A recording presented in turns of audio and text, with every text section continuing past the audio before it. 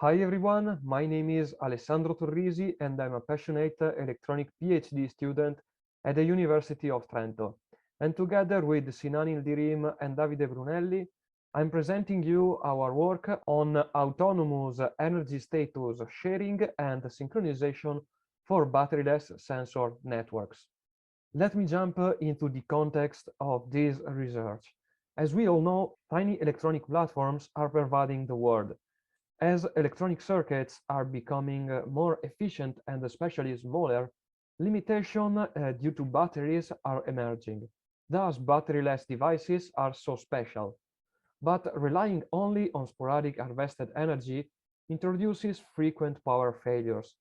Thanks to intermittent computing, firmware, and hardware design, devices can restore the computational state after a power failure. But what if a power failure occurs during data transmission? Let's think about a simple scenario with two batteryless nodes. A quasi-fully charged node wants to transmit to a neighbor. If the neighbor is in a low energy status, the data exchange will fail, bringing to a packet and especially precious energy losses. On the contrary, if a neighbor has sufficient energy, the data exchange succeeds. Prior works considered during communication, the nodes are fully powered. So we raised the challenge, and the last year we presented TRAP, our transiently powered communication protocol. To the best of our knowledge, we also propose to include a ultra-low power mechanism to synchronize nodes, enhancing the TRAP capability. Based on the energy status information with a periodic update of the energy level, TRAP guarantees the communication and avoids packet losses. We exploited the RF backscatter to update the node's energy status, while we use the visible light communication for synchronization. TRAP protocol enables the communication between transiently powered devices, knowing the node's availability to transmit or receive the data.